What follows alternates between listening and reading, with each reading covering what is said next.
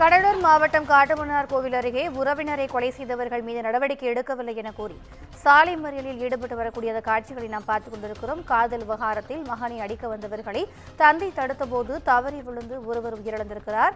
இறந்தவரின் விலை மீட்டு உடற்குறைவிற்காக முண்டியம்பாக்கம் அரசு மருத்துவமனைக்கு போலீசார் அனுப்பி வைத்திருக்கிறார்கள். குற்றவாளிகள் மீது நடவடிக்கை எடுக்கவில்லை என கூறி பொதுமக்கள் ஆவேசமடைந்து சாலை மறியலில் ஈடுபட்டு வருகின்றனர்.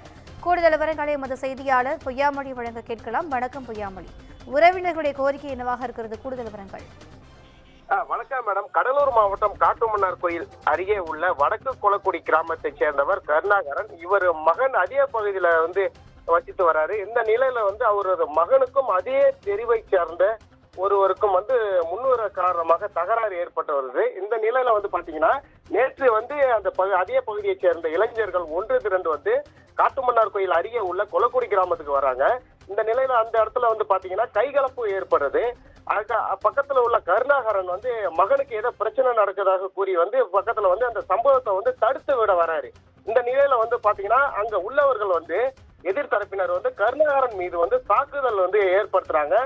அதுல கைகலப்பு ஏற்பட தாக்குதல் ஏற்படுத்தல. இந்த நிலையில கருணாகரனை தாக்கியவர் கருணாகரன் சம்பவ இடத்திலே மயங்கி கீழே விழுந்துடுறாரு.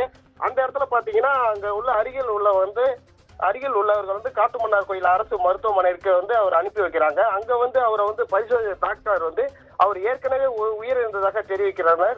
மேலும் அவர் இறப்பில் சந்தேகம் உள்ளதாக கூறி உறவினர்கள் முண்டியம்பாக்கம் அரசு மருத்துவமனைக்கு அனுப்பி வைக்கின்றனர். இந்த நிலையில் நேற்று அனுப்பி வைத்த உடலானது இன்று உடற்கூறு ஆய்வு முடிந்து காட்டுமன்னார் கோயில் கொண்டிருந்தது.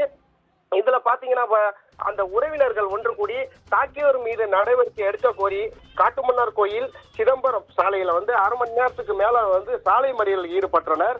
தகவல் அறிந்த போலீசார் சம்பவ இடத்துக்கு சாலை மறியலில் ஈடுபட்டவர்கள் கலந்து செல்ல பொழுது அப்போ அவர்களுக்கும் வாக்குவாதம் என்பது முற்றிலும் பெரிதுபாகிறது. சம்பவம் அறிந்த காட்டுமன்னார் கோயில் சேட்டியத்தோப்பு உட்கோட்ட டிஎஸ்பி விஜயகுமார் தலைமையிலான போலீசார் சம்பந்தப்பட்ட இடத்துல பேச்சுவார்த்தை என்பது ஈடுபட்டு வராங்க மேடம்.